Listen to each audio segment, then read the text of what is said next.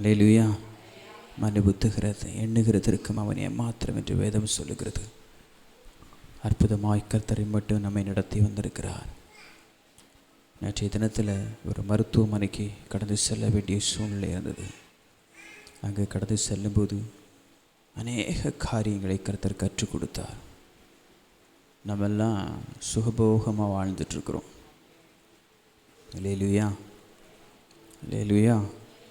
கடந்த அநேக இல்லங்களுக்கு செல்லும்போது அநேக சூழ்நிலைகளுக்கு நடுவில் ஜனங்கள் உடைந்து போய் இருக்கிறதை பார்க்கும்போது நம்ம எல்லாம் ரொம்ப சுகபோகமாய் சந்தோஷமாய் வாழ்ந்து கொண்டிருக்கோம். நமக்கெல்லாம் எந்த குறையும் இல்லை. உங்களுக்கெல்லாம் குறை இருக்குது போலுக்கு. எனக்கு அப்படி தான் தோணுச்சு. நான் ரொம்ப நல்லா இருக்கேன். அல்லேலூயா. இன்னைக்கு இருக்கக்கூடிய ஜனங்களுடைய சூழ்நிலைகள் அந்த ஹார வல்லமையின் பிடியில் அகப்பட்டு ஒவ்வொருவரும் படுகிற வேதனைகளை பார்க்கும்போது நம்மை கர்த்தர் வாழ்ந்திருக்க பண்ணியிருக்கிறார். அல்லேலூயா. ஜாக்குலின் சிஸ்டர், ஏன் பாளையத்திற்கு புறம்பில் இருக்கிறீங்க? உள்ளே வரலாமே. ஒன்றும் இல்லை, சும்மா வாங்க. நம்ம பிள்ளைங்க தானே, வரட்டும், உள்ளே வாங்க. சரி, கர்த்தர் நல்லவர். அல்லேலூயா. சரி, வாசிக்கலாம். ஒரு வசனத்தை வாசித்து அப்படி செய்திக்குள்ளே போவோம். கர்த்தர் நம்மோடு பேசட்டும். மாதத்தின் கடைசி நாளுக்கு வந்திருக்கிறோம். நாளை அதிகாலை ஆராதனையை மறந்து விடாதீர்கள். சரியாய் 5 மணி முதல் நாளைக்கு நமக்கு அதிகாலை ஆராதனை உண்டு. விசுவாச பிள்ளைகள் யாவரும் கலந்து கொள்ள பிரயாசப்படுங்கள். வாசிங்களேன். யோவான் 4வது அதிகாரம் 50வது வசனத்தை ஒரு வாசிக்க கேட்கலாம். யோவான் 4வது அதிகாரம் அதனுடைய 50வது வசனம். Thank you Jesus.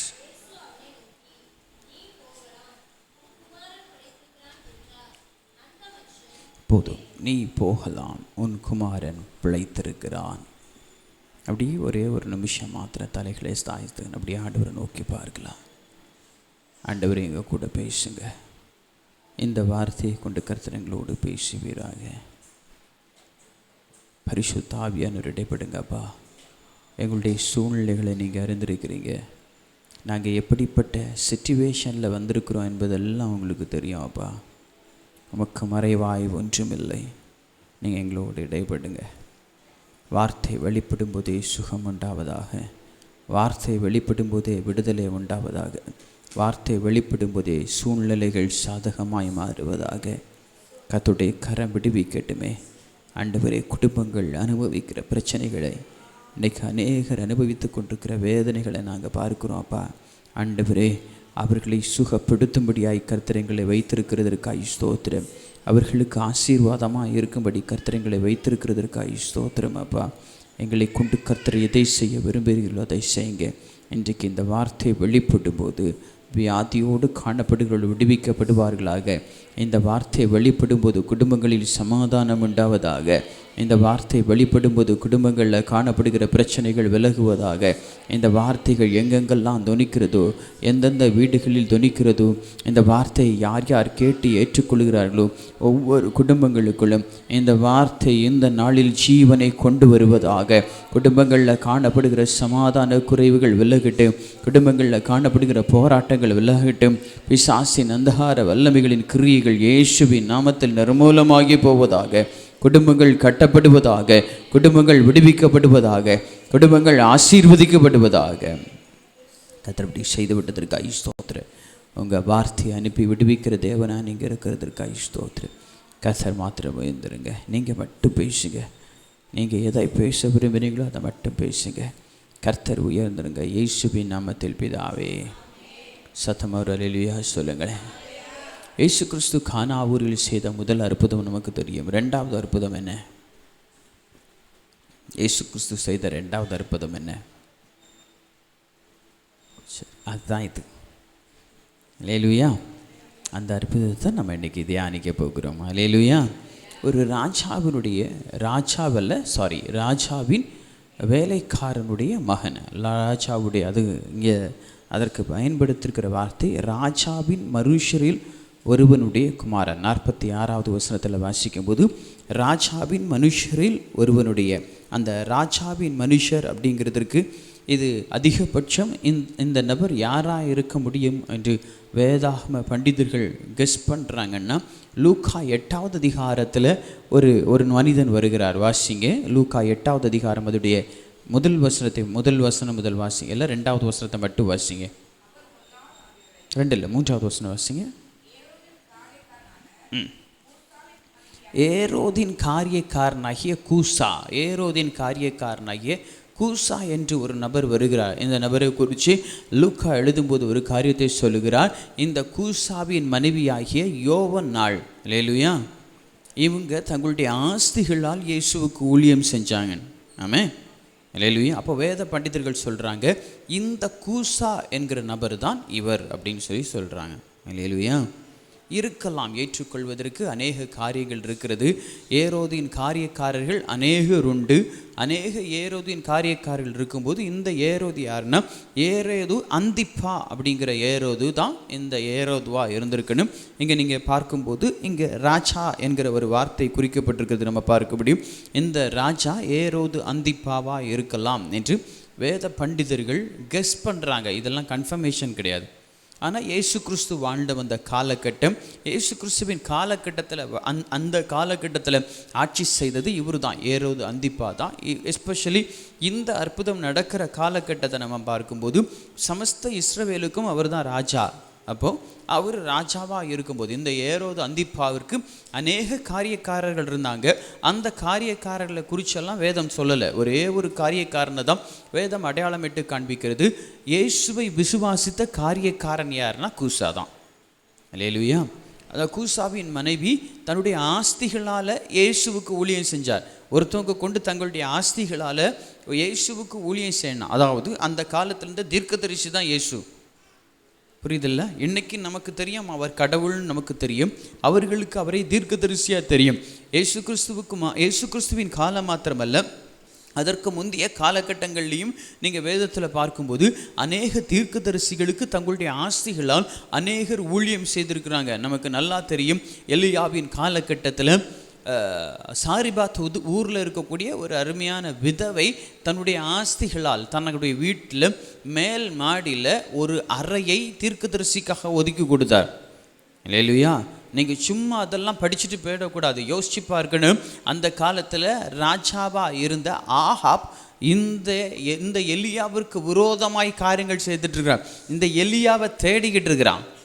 புரிஞ்சவங்க? பக்கத்து வீட்டில் யாராவது பார்த்து போட்டு கொடுத்தா சொல்லி தீந்து. புரிய மாட்டேங்குது? புரியுது தானே? இல்லையா? அப்படி இருக்கும்போது ஒரு அம்மா அவங்க வீட்டுக்குள்ளே மாடிய ஒரு ரூமை அந்த தீர்க்கதரிசிக்கு கொடுக்க முடியும்னா அந்த கொஞ்சம் பெரிய வீடாக தான் இருந்திருக்கணும். இன்னும் ஒருத்தவங்க பார்த்து கண்டுபிடிக்க. ஏன்னா தீர்க்கதரிசிங்கும்போது அவர் சும்மா உட்காந்துருக்க மாட்டார். அவர் பாட்டு உட்காந்து ஜெபம் பண்ணிக்கிட்டு இருப்பார். அவர் சில நேரத்தில் ஆவியில் நிரம்பி ஜெபம் பண்ணா பக்கத்து வீட்டுக்கு தெரிஞ்சிடும். விளங்குதா இல்லையா? இல்லையா? அதுவும் மிகுந்த வல்லமையான தீர்க்கதரிசியும் கூட. அப்படி இருக்கிறப்போ இவர் இருக்கிறது பக்கத்து வீட்டுக்கு கூட தெரியக்கூடாத அளவுக்கு ஒரு பெரிய வீடாக அந்த வீடு இருந்திருக்கணும். இல்லையா?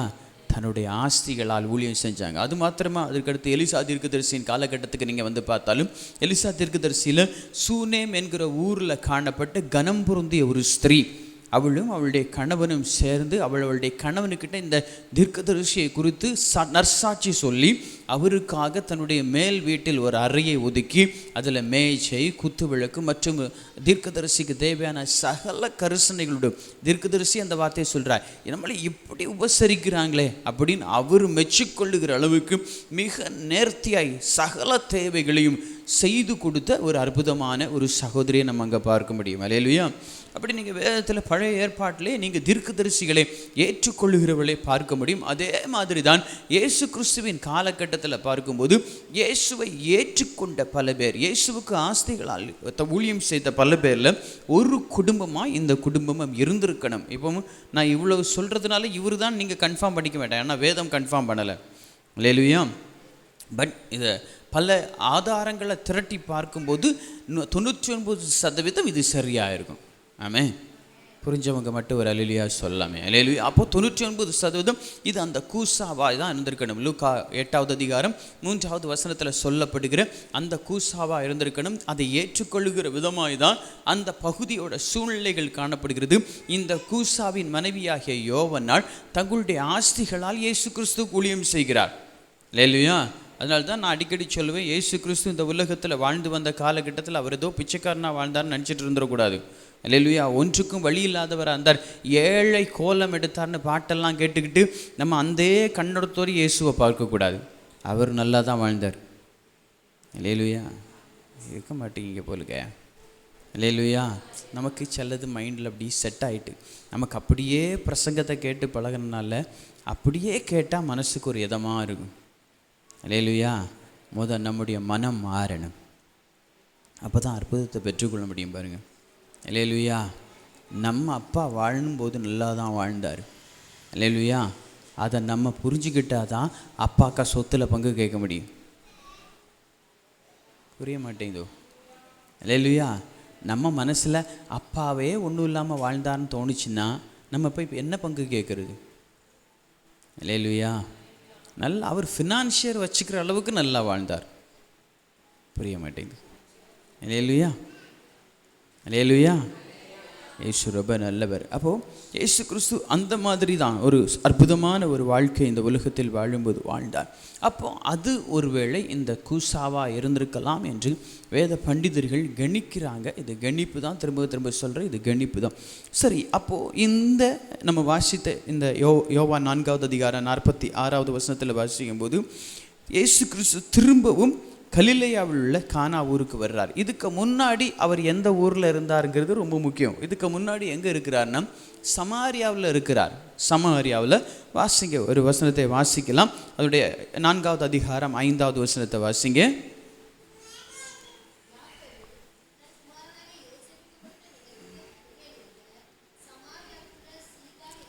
யாக்கோபு தன் குமாரனாகிய யோசேப்புவுக்கு கொடுத்த நிலத்திற்கு அருகே இருந்த சமாரியாவில் உள்ள சீகார் எனப்பட்ட ஊருக்கு இயேசு கிறிஸ்து வந்தார். எங்கேருந்து வந்தார்னா யூதேயாவிலேருந்து வந்தார். அல்லேலூயா. இயேசு கிறிஸ்து கலிலேயாவில் உள்ள கானா ஊரில் ஏற்கனவே கானா ஊருங்கிறது அது ஒரு ஊர். கானா தான் அதோடைய பேர். கலிலேயாவில் உள்ள கானா என்கிற ஊர். அல்லேலூயா. கானா என்கிற ஊரில் இயேசு கிறிஸ்து முதல் அற்புதத்தை செய்கிறார்.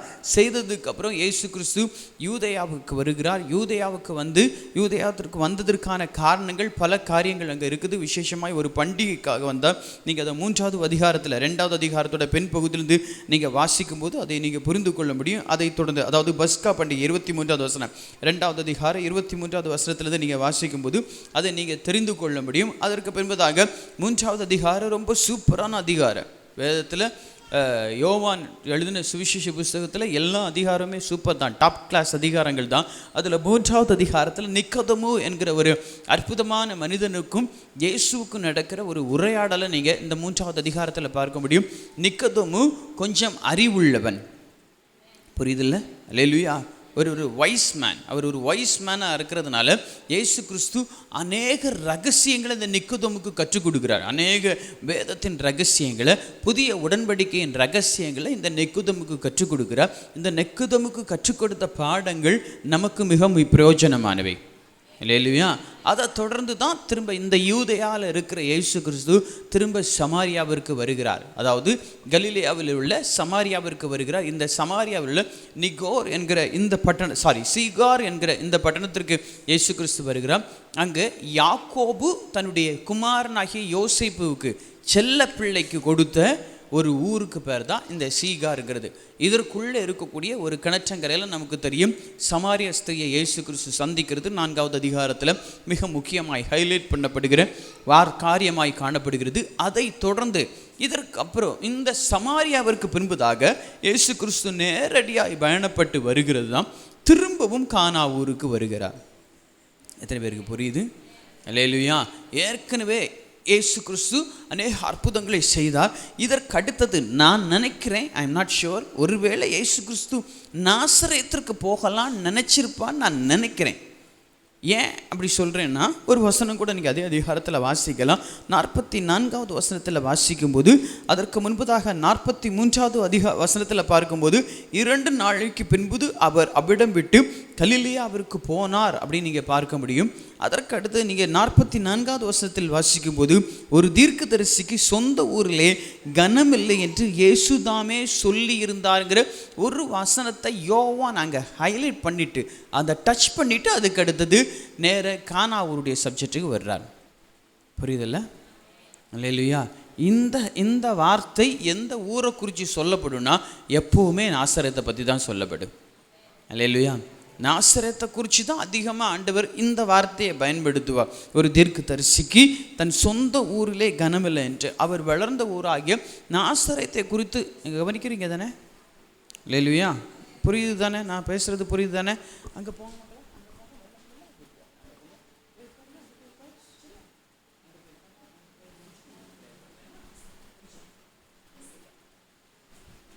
சரி, கவனிங்க. அப்போ இங்கே ரொம்ப முக்கியமான ஒரு காரியத்தை நம்ம புரிந்து கொள்ளணும். இயேசு கிறிஸ்து எப்போ இந்த மாதிரி வார்த்தையை பயன்படுத்துனா, பொதுவாக நாசரேத்துக்கு பயன்படுத்துகிறார். புரிஞ்சவங்க? அல்லேலூயா. நாசரேத்துக்கு அப்போ ஒருவேளை ஒன்றில் நாசரேத்துக்கு போயிட்டு திரும்பி இருக்கலாம். இந்த ஒற்றை வசனத்தில் அதை டச் பண்ணியிருந்திருக்கலாம். ஆனால் அவர் அதை கொண்டு வரல. இல்லை, நாசரேத்து. ஏன்னா 2 நாளைக்கு பின்பதாக அவர் திரும்பவும் இங்கே சமாரியா விட்டு கிளம்புகிறத இங்கே புறப்பட்டு கலிலேயாவிற்கு போனார் அப்படிங்கிற வார்த்தையை அங்கே பயன்படுத்துகிறார். அதற்கடுத்தது ஒரு வசனம், இந்த வசனத்தை மட்டும் அங்கே வைக்கிறது. ஒருவேளை இயேசு நாசரேத்திற்கு போயிருந்திருக்கலாம், இல்லை போகிறதற்கு திட்டம் பண்ணி இருந்திருக்கலாம், தெரியல. ஆனால் அதை தொடர்ந்து தான் இந்த திரும்பவும் கானாவூருக்கு வருகிறதை வேதம் காண்பித்து கொடுக்கிறது. புரிந்தவங்க மட்டும் ஒரு அல்லேலூயா சொல்லுங்க. ஏற்கனவே ஒரு அற்புதம் செய்து, இந்த அற்புதம் த என்டையர் கலிலேயா முழுவதும் பிரசித்தப்படுகிற அளவிற்கு ஒரு பிரபலமான ஒரு அற்புதத்தை இயேசு கிறிஸ்து, முதல் அற்புதமாக இயேசு கிறிஸ்து இதே கானாவூரில் பதிவு செய்கிறார். அதை தொடர்ந்து அதற்கு பின்பதாக இதற்கு இடைப்பட்ட காலகட்டத்தில் இயேசு கிறிஸ்து யூதேயாவுக்கு போகிறார். இயேசு கிறிஸ்துவை இந்த நிக்கோதேமுக்கு அற்புதமான காரியங்களை உபதேசிக்கிறார். இந்த ஒரே அற்புதத்தினால் அநேகர் ஈர்க்கப்படுகிறாங்க, அநேகர் இயேசுவின் ஃபாலோவர்ஸாக மாறுறாங்க. நிக்கோதேமு என்கிறவன் யூதேயாவில் இருக்கிறவன், இந்த யூதேயா வரைக்கும் இந்த செய்தி பரவி இருக்கிறது. அப்படி தான் இந்த நிக்கோதேமு இயேசு கிறிஸ்துவிட்ட வந்து சத்தியத்தை கேட்க முடியும். அவர்கிட்ட என்னமோ இருக்குங்கிறத புரிந்து கொள்ளுகிற அளவுக்கு ஒரு அற்புதம் மிகப்பெரிய ஒரு பெரிய இம்பேக்டை கிரியேட் பண்ணது.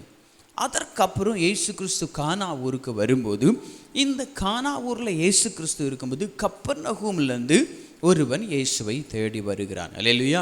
நான் இவரை கூசா என்று உறுதிப்படுத்துவதற்கு இன்னொரு காரணம், அவருடைய ஊரை அந்த இடத்துல மென்ஷன் பண்ணியிருக்கிறது. கப்பர்நகூம் என்கிற ஊரை மென்ஷன் பண்ணியிருக்கிறதுனால. அல்லேலூயா, அல்லேலூயா. ஏன்னா இந்த கூசாவை குறித்து வேத பண்டிதர்கள் சொல்கிறது, அவர் கப்பர்நகூமை சேர்ந்தவர். புரியுதில்ல? நிறைய வரலாறு சொல்லிக்கிட்டு போயிட்டுருக்கணும். பைபிளை தெளிவாக படிக்கணும். அல்லேலூயா. நீங்கள் ஆழ்ந்து கற்றுக்கொள்ளணும், அற்புதமாக வேதத்தை கற்றுக்கொள்ளணும். அதாவது ஒன்று நல்லா புரிஞ்சுக்கோங்க, இதில் எழுதப்பட்டிருக்கிற அனைத்தும் சத்தியம். ஆமென். இதில் எழுதப்பட்டிருக்கிற அனைத்தும் நடந்தவை. அல்லேலூயா. எந்த அளவுக்கு நம்ம வேதத்தை சரியாய் புரிந்து கொள்கிறோமோ, நம்மக்கிட்ட யார் வந்து கேட்டாலும் அவங்களுக்கு நம்மளால் பதில் கொடுக்க முடியும். வேதத்தை சரியாய் கற்றுக்காதனால்தான் இன்றைக்கி அநேகர் தவறான உபதேசங்களில் விழுந்து போயிட்டுருக்கிறது. அதனால தான் இவ்வளோ டீட்டெயில்டாக அவங்களுக்கு காரியங்களை கற்றுக் கொடுக்குறேன். நம்ம தெளிவாய் நம்ம புரிந்து வைத்திருந்தா யாருக்கிட்டையும் பேசி ஜெயிச்சிடலாம். அல்லேலூயா. ஏன்னா நம்மக்கிட்ட இருக்கிறது சத்திய வேதம். இந்த அளவுக்கு டீட்டெயில்டான இன்ஃபர்மேஷன் உள்ள இன்னும் ஒரு புத்தகத்தை நீங்கள் உலகத்தில் பார்க்கவே முடியாது. ஆமென். அல்லேலூயா. எழுதப்பட்ட யுகங்கள் மாறினாலும் இதோடைய எல்லா காரியம் டீட்டெயில்டாக எல்லாம் கிளியராக கொடுக்கப்பட்டிருக்கிறது. அல்லேலூயா. அற்புதமான புத்தகம். ஆமென். என்ஜாய் பண்ணும். பைபிளை என்ஜாய் பண்ணி படிச்சிங்கன்னா நேரம் போகிறதே தெரியாது. எவ்வளவு ஆழமான காரியம், ஒவ்வொரு வசனத்திற்குள்ளும் லட்சக்கணக்கான ரகசியங்கள் புதைந்து இருக்கிறது. வேதத்தை நேசிக்கும் போது நாம் அவைகளை கற்றுக்கொள்ள முடியும். அப்போ சமாரியாவின் சிகார் என்கிற பட்டணத்திலிருந்து கானாவூருக்கு சுமார் 50 முதல் 60 கிலோமீட்டர் 50 முதல் 60 கிலோமீட்டர் இயேசு கிறிஸ்து பிரயாணப்பட்டு இந்த பகுதிக்கு வருகிறார். வந்த இயேசு கிறிஸ்து இங்கே இருக்கும்போது ஒருவன் கப்பர்நகூமிலிருந்து இதே கானாவூருக்கு இயேசுவை தேடி வருகிறான். சுமார் 40 முதல் 48 கிலோமீட்டர் ட்ராவல் பண்ணி வருகிறான். என்ன பிரச்சனைனா அவனுடைய பிள்ளைக்கு உடம்பு சரியில்லை. வேதம் தெளிவாய் சொல்லுகிறது. அவருடைய 49வது வசனத்தில் வாசிக்கும்போது, என் பிள்ளை சாகிறதற்கு முன்னே வர வேண்டும் என்றான். அல்லேலூயா. அப்போ அந்த வியாதியின் உக்கிரம் எப்படி இருக்குங்கிறத நம்மளால் புரிந்து கொள்ள முடியும். அல்லேலூயா. ரொம்ப சீரியஸ் பிள்ளை, ரொம்ப சீரியஸ் பிள்ளை. சீரியஸாக இருக்கும்போது அவன் இயேசுவை தேடி வருகிறான். இதற்கு முன்பதாக இயேசு கிறிஸ்து யாரையும் சுகமாக்கவில்லை. புரிஞ்சவங்க? இது வரைக்கும் இயேசு கிறிஸ்து யாரையும் சுகமாக்கலை. இயேசு சுகமாக்குவாருங்கிற ஒரு பெரும் நம்பிக்கையோடு ஒருவன் இயேசுவை தேடி வருகிறான். ஏன்னா 400 வருஷமாய் தீர்க்கதரிசிகளை பார்க்காதிருக்கிறது இஸ்ரவேல் தேசம். அல்லேலூயா. மல்கி அவருக்கு பின்பதாக எந்த தீர்க்கதரிசிகளும் எழும்பவே இல்லை.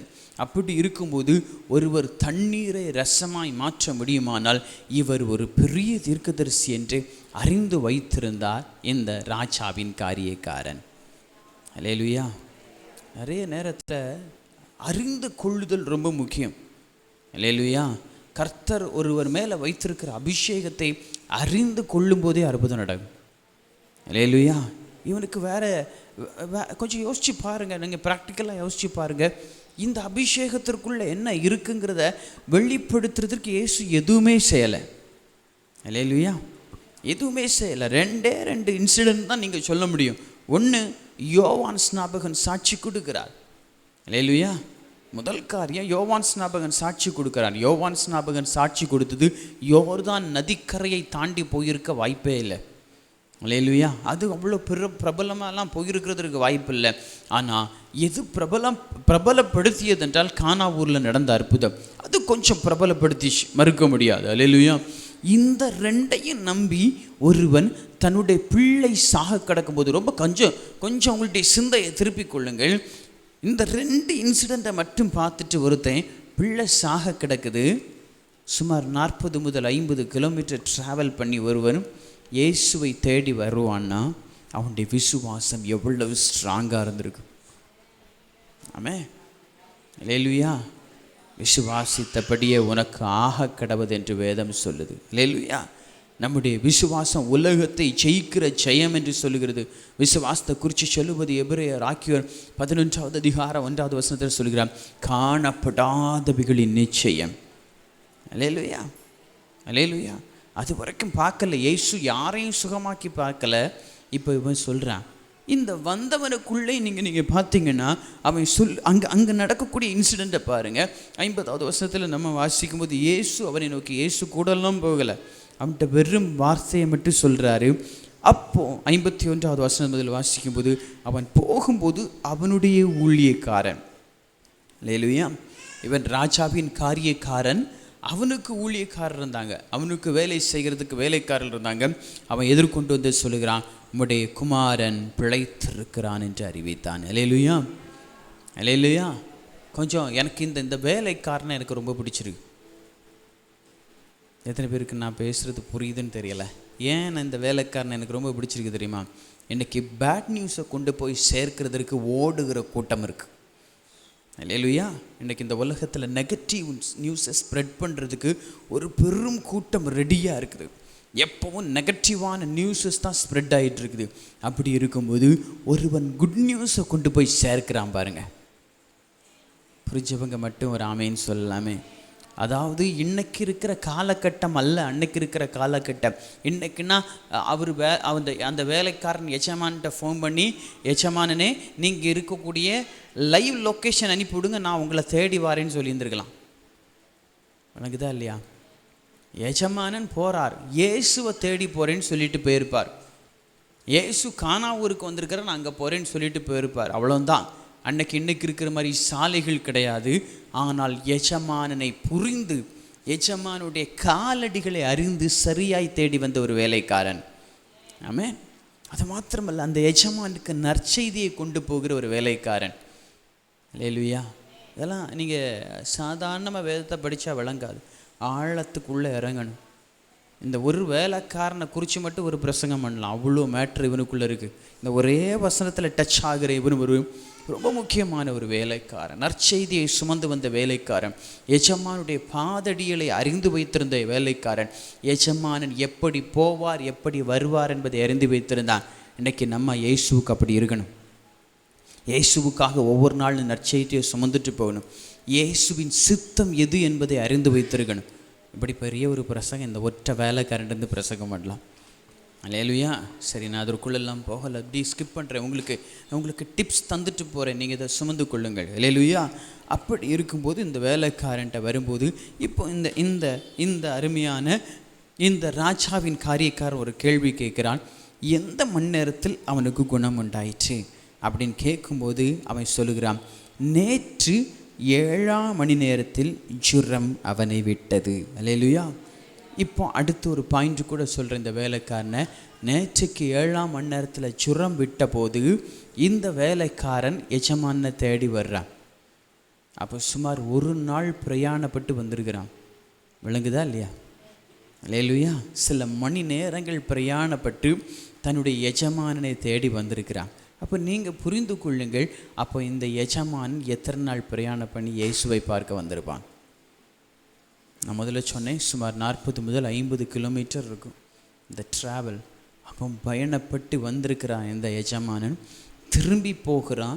இதற்கிடையில் அவன் வந்துக்கிறான், வழியில் வந்து சந்திக்கிறான். மிடில், இன்னும் வீட்டுக்கு வரல, மிடில் சந்திக்கிறான். அவன் ஒரு நாள் பிரயாணப்பட்டிருக்கான்.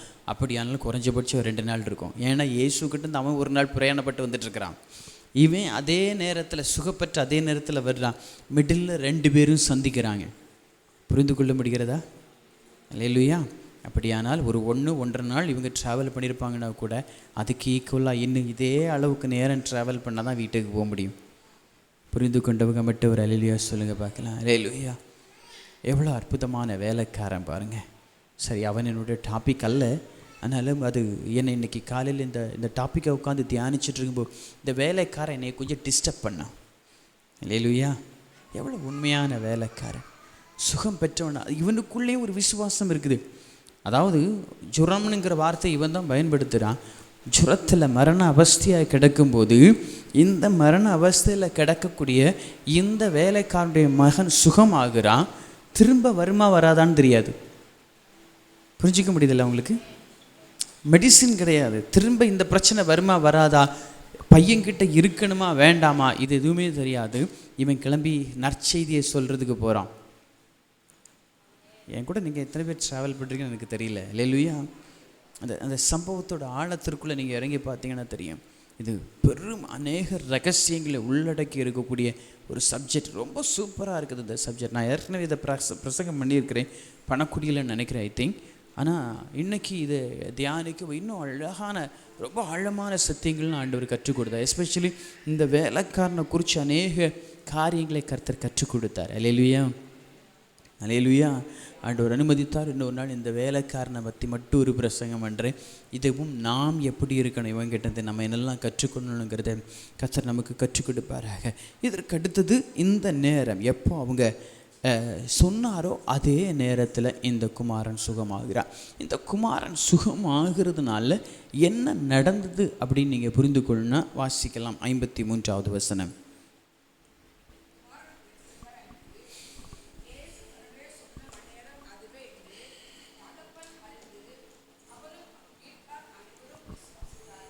அவனும் அவன் வீட்டார் அனைவரும் விசுவாசித்தார்கள். இதை வச்சு தான் நான் இவன் கூசாவாக இருக்க முடியும்னு சொல்கிறேன். ஒரு அற்புதம் என்ன செய்ததுன்னா, ஒரு குடும்பத்தையே இயேசுவை விசுவாசிக்க செய்தது. புரிந்தவங்க ஒரு அல்லேலூயா சொல்லுங்கள். அல்லேலூயா. இன்றைக்கி குடும்பத்தார் ரட்சிக்கப்படாமல் இந்த வார்த்தையை நீங்கள் கேட்டுட்ருக்கிறீங்கன்னா நான் உங்களுக்கு ஒரு ரகசியம் சொல்கிறேன். நீங்கள் ஆண்டவர்கிட்ட கேளுங்க, ஆண்டவரே இந்த நாள் உங்களுடைய வார்த்தை வெளிப்படுவதாக. அல்லேலூயா. இந்த நாள் ஒரு கர்த்தருடைய அற்புதம் நம்முடைய வீட்டில் நடக்கும்போது, இந்த நாள் இயற்கைக்கு அப்பாற்பட்ட ஒரு அதிசயம் நம்முடைய வீட்டில் நடக்க முடியுமானால் அந்த அற்புதம் நம்மை மாத்திரமல்ல நம்முடைய குடும்பத்தையே இயேசுவை விசுவாசிக்க செய்யும். அல்லேலூயா. இதற்கு பின்பதாக இயேசு கிறிஸ்து கப்பர்நகமுக்கு பலமுறை போகிறார். இயேசு கிறிஸ்து ஒவ்வொரு முறையும் கப்பர்நகமுக்கு போகும்போது இயேசு கிறிஸ்துவை வரவேற்றது அல்லது இயேசுவுக்கு ஒரு ஒரு ஒரு பெயரை உருவாக்கி கொடுத்ததற்கு இந்த அற்புதம் மிக முக்கியமான காரணம். கப்பர்நகமுக்குள்ள அநேக அற்புதங்களை இயேசு கிறிஸ்து செய்கிறார். அதற்கு மிக முக்கியமான ஒரு காரணம், கப்பர்நகூம் இயேசுவை வரவேற்றதற்கு மிக முக்கியமான காரணம் இந்த அற்புதம். புரிஞ்சவங்க மட்டும் ஒரு அல்லேலூயா சொல்லுங்க பார்க்கலாம். அல்லேலூயா.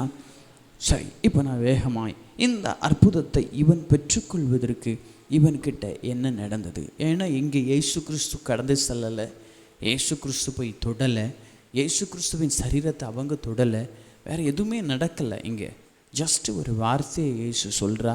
அந்த வார்த்தை சொன்ன அதே நேரத்தில் சுமார் 50 கிலோமீட்டருக்கு அந்த பக்கம் இருக்கிற குமாரன் சொஸ்தமாகிறான். அல்லேலூயா. இதெல்லாம் சாத்தியமா அப்படின்னு நீங்கள் ஒரு கேள்வி கேட்டால், இதை சொல்லும்போது பரிசுத்த ஆவியானவர் ஏவுகிறதுனால நான் ஒரு சாட்சியை சொல்கிறேன். இது தேவன் நாம மகிமைக்காக மாத்திரம், நீங்கள் பெயருக்கு பிரஸ்தாபத்துக்கு சொல்கிறேன்னு நினச்சிடக்கூடாது. தேவன் நாம மகிமைக்காக மாத்திரம் சுமார் ஊர் பேர் மறந்துட்டேன், சென்னைக்கு கொஞ்சம் இந்த பக்கம் ஒரு சகோதரி ஒரு ஆன்லைன் ப்ரேயரில் கலந்து கொண்டிருந்தாங்க. நம்ம சர்ச்சைகளோட ப்ரேயரில், வேறு ஒரு ஆன்லைன் ப்ரேயரில் அங்கே பிரசங்கம் பண்ணும்படியாக நான் அழைக்கப்பட்டிருந்தேன். நான் கர்த்தருடைய வார்த்தையை கொடுத்துட்டு ஜெபித்து கொண்டிருக்கும்போது பரிசுத்த ஆவியானவர் ஒரு காரியத்தை எனக்கு ஏவி கொடுத்தா. ஒரு சகோதரி வயிற்று பகுதியில் ஒரு வித பிரச்சனையால் பாதிக்கப்பட்டு பயத்தோடு காணப்படுகிறாங்க. கர்த்தர் இன்னைக்கு சுகம் கொடுக்குறாருங்கிற வார்த்தையை நான் சொன்னேன். நான் ஜாயின் பண்ணது சரியாக பிரசங்கத்தோட நேரத்தில் தான். அதற்கு முன்னாடி என்ன நடந்தது எதுவுமே எனக்கு தெரியாது. பிரசங்க நேரத்தில் நான் ஜாயின் பண்ணுறேன். நான் ஜாயின் பண்ணோடனே என் கையில் கொடுத்துட்டாங்க. நான் அதுக்கப்புறம் பிரசங்கம் பண்ணி ஜெபித்து முடிக்கிறேன். ஜெபிக்கிறப்ப பரிசுத்த ஆவியானவர் இதை வெளிப்படுத்தினாலும் நான் அதை சொல்கிறேன். சொல்லி நான் இந்த வார்த்தையை சொல்லி கர்த்தர் உங்களுக்கு சுகம் கொடுக்குறான்னு சொல்லி நான் ஜெபித்து முடிச்சுட்டு நான் லெஃப்ட் ஆகிறதுக்கு முன்னாடி ஒரு சகோதரி, நான் ஒரு சாட்சி சொல்லணும் பாஸ்டர்னாங்க. சொல்லுங்கள் சிஸ்டர்னு சொல்லும்போது அவங்க சொன்னாங்க, அவங்கள்ட்ட பேரை சொன்னாங்க. உங்கள்ட்ட பேர் திவ்யா. என் பேர் திவ்யா. இப்போது இந்த நீங்கள் பிரசங்கத்துக்கு ஜாயின் பண்ணுறதுக்கு முன்னாடி எனக்காக இங்கே இருக்கிற எல்லாரும் ஜெபித்தாங்க. அந்த வயிற்று வேதனையில் அகப்பட்ட சகோதரி நான் தான். கர்த்தரனை சுகமாக்குனான்னு சாட்சி சொன்னாங்க. அல்லேலூயா. இது நடந்து சுமார் ஒரு 3 மாதம் இருக்கும். எனக்கு அவங்கள தெரியாது, யாருன்னே தெரியாது. எனக்கு அவங்க தொலைபேசி நம்பரோ எதுவுமே கிடையாது. அது வேறு ஒரு ஊழியம். நான் அங்கே போய் அவங்களுக்கு அந்த இந்த இந்த ஜெபிக்கும்போது ஆண்டவர் அற்புதம் செஞ்சார். கடந்த நாட்களில் வேறு ஒரு ஜெப குறிப்புக்காய் அந்த ஊழியம் நடத்துகிறவங்கள்ட்ட என்னுடைய மொபைல் நம்பரை வாங்கி அவங்க எனக்கு கூப்பிட்டுருந்தாங்க. அப்போ அவங்க சொன்ன ஒரு வார்த்தையை நான் உங்களுக்கு சொல்கிறேன். அதுக்காக தான் இதை சொல்கிறேன். நீங்கள் இந்த அற்புதம் நடந்து எனக்கு சுமார் 3 மாதம் ஆகுது. இது வரைக்கும் அந்த வயிற்று வலி எட்டி கூட பார்க்கலை. அல்லேலூயா. கர்த்தர் அற்புதம் செஞ்சு அவங்க எங்கேயோ இருக்கிறாங்க, தூரத்தில் இருக்கிறாங்க. தூரத்திற்கும் என் தேவனாக இருக்கிறார். அல்லேலூயா. எனக்கு இது ஆன்லைன் மூலமாக தூரத்துலேருந்து கேட்டுக்கொண்டிருக்கனுடைய வாழ்க்கையில் இன்றைக்கி கர்த்தர் ஒரு அற்புதத்தை செய்ய முடியும். அல்லேலூயா. இயேசு அற்புதத்தை செய்கிற தேவன். தூரத்தில் நம்ம இருக்கலாம், எங்கேயோ இருக்கலாம். அவருடைய வார்த்தைக்கு ஒரு வல்லமை உண்டு. அவன் வார்த்தை வெளிப்படும்போது சுகம் நடக்கும். வார்த்தை வெளிப்படும்போது அற்புதம் நடக்கும். விசுவாசிக்கிறவங்க மாத்திரம். அல்லேலூயா. அதனால தான் வார்த்தை வெளிப்படும்போது இந்த பிரசங்க நேரத்தில் நிறைய பேருக்கு தூக்கம் வருது, வரக்கூடாது. அல்லேலூயா. ஏன்னா விடுதலையை பெற்றுக்கொள்கிற மிக முக்கியமான நேரம். ஆராதனை கட்டை அவிழ்க்கும், பிரசங்கம் விடுதலையை கொண்டு வரும். அல்லேலூயா. இது ரெண்டும் ஒரு ஆராதனையில் ரொம்ப முக்கியமான பகுதிகள். ஆராதிக்கிற போது தான் கட்டவிழ்க்கப்படுகிறது. ஆராதிக்கும் போது தான் பிசாசானுடைய அஸ்திபாரங்கள் நிர்மூலமாகிறது. ஆராதனை ஒரு பக்கம் ரொம்ப ரொம்ப முக்கியம். அதை தொடர்ந்து அப்படியே நீங்கள் அஸ்திபாரம் நிர்மூலம் ஆயிடுச்சுன்னா அடுத்தது என்ன கிடைக்கும்னா விடுதலை கிடைக்கும். அல்லேலூயா. அதற்காக தான் முதல் ஆராதனையும் 2வது பிரசங்கத்தையும் வச்சிருக்கிறது. புரிஞ்சவங்க? அல்லேலூயா. அப்போ ஆராதிக்கும் போது அஸ்திபாரங்கள் நிர்மூலமாகிறது, கட்டுகள் கட்டவிழ்க்கப்படுகிறது. வார்த்தையின் நேரத்தில் வார்த்தையை கவனமாக கேட்டு இது எனக்கு தான் ஏற்றுக்கொள்ளணும். அல்லேலூயா. இதை ஏற்றுக்கொள்ளும் போது இங்கே பாருங்கள், தூரத்தில் இருக்கிறாங்க. இந்த தூரத்துக்கும் அவர் தேவனாக இருந்தார். அல்லேலூயா. வெறும் வார்த்தையை மட்டும் தான் அனுப்புனார். எக்ஸாக்டாக இயேசு எந்த டைமில் சொன்னாரோ அதே நேரத்தில் அவனுடைய குமாரன் சுஸ்தமானான். புரிஞ்சவங்க? அல்லேலூயா. எக்ஸாக்ட் டைம், வேறு எந்த டிஃப்ரென்ஸும் இல்லை. 1 மினிட் கூட டிஃப்ரெண்ட் இல்லை. கரெக்ட் டைமில் இயேசு பேசும்போது சுகம் உண்டாயிற்று. அல்லேலூயா. இப்போ நான் உங்களுக்கு தீர்க்க தரிசனமாக சொல்கிறேன், இந்த வார்த்தை வெளிப்படும் போதே சில குடும்பங்களில் கர்த்தர் அற்புதம் செய்கிறார். அல்லேலூயா. வார்த்தை வெளிப்படுகிற நேரம் என்பது விடுதலையை பெற்றுக்கொள்ளுகிற நேரம். அல்லேலூயா. அதனால் பிரசங்க நேரத்துக்கு ரொம்ப இம்பார்ட்டன்ட் கொடுக்கணும். அதை ரொம்ப கவனமாக கேட்டு நம்ம விடுவிக்கப்படுவதற்கு தயாராக இருக்கணும். அல்லேலூயா. வேகமாய் கடந்து செல்கிறேன் பாருங்கள். இந்த அற்புதத்தை பெற்றுக்கொள்வதற்கு அப்படி என்ன இவங்கிட்ட நல்ல குணாதிசயங்கள் கிரியையும் கர்த்தர் பார்க்கிறார். புரிஞ்சவங்க? அல்லேலூயா. ஆண்டவர் கிருபையினால் சுகப்படுத்துகிறார். கிருபை வெளிப்படுவதற்கு சில கிரியைகள் தேவை. அல்லேலூயா. வேதம் சொல்கிறது காலை தோறும் அவருடைய கிரியை புலம்பல்ல. அற்புதமான அந்த வார்த்தை வருப்பாருங்க. எடுத்து வாசிக்கலாமே. புலம்பல் தீர்க்கதரிசியாகிய எரேமியா பாடிய புலம்பல் அதனுடைய 3வது அதிகாரம் 23வது வசனத்தை வாசிங்க.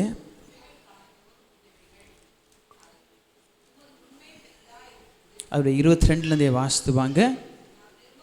நான் நிர்மூலமாகாதிருக்கிறது கர்த்தருடைய கிருபையே, அவருடைய இரக்கங்களுக்கு முடிவில்லை, அவைகள் காலை தோறும் புதியவைகள். அது மாத்திரமில்லை, இன்னொரு வசனத்தை கூட நான் உங்களுக்கு காண்பித்து கொடுக்குறேன். அதே புலம்பல் 2வது அதிகாரம் 19வது வசனத்தை வருவரை வாசிக்கலாம். எழுந்திரு, ராத்திரியில் முதல் சாமத்திலே கூப்பிடு, ஆண்டவரின் சமூகத்தில் உன் இருதயத்தை தண்ணீரை போல ஊற்றிவிடு. அல்லேலூயா. விடிய காலையில் செபிக்கிறதோட மேன்மை அதான். நாளைக்கு புதிய மாதத்துக்குள்ளே நம்ம பிரவேசிக்கிறோம். விடியற் காலையில் ஆண்டவருடைய சமூகத்தில் வந்து காத்திருக்கும் போது கர்த்தர் நம்முடைய வாழ்க்கையில் புதிய கிருபைகளை கொடுப்பதற்கு போதுமானவர். ஏன் பாஸ்டர் இந்த கிருபையின் காலத்தில் கிரியை செய்யணும் அப்படின்னு ஒரு வார்த்தையை நீங்கள் கேட்பீங்கன்னா, கிரியை கிருபையை கொண்டு வரும். அல்லேலூயா. நம்ம செய்யக்கூடிய கிரியைகள் நம்ம அதிகாலையில் ஆண்டவருடைய சமூகத்தில் போய் காத்திருக்கிறதுனால என்ன அப்படி கிடைச்சிடும்? கிருபை கிடைக்கும். அல்லேலூயா. காலை தோறும் அவருடைய கிருபை புதிதாக இருக்கிறது.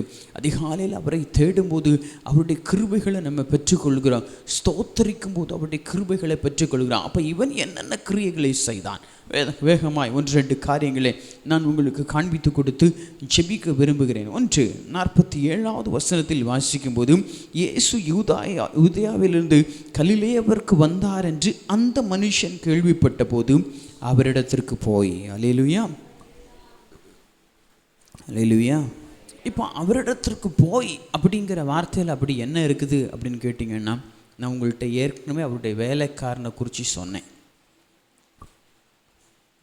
வியாதியில் கிடக்கிறது சொந்த பையன். புரியுதுங்கிறவங்க மட்டும், வியாதியில் இருக்கிறது சொந்த பையன். இதுவரைக்கும் இயேசு அற்புதம் செய்வாருங்கிறதுக்கு எந்த கேரண்டியும் கிடையாது. அவர் ஒரு தீர்க்கதரிசின்னு தெரியும்.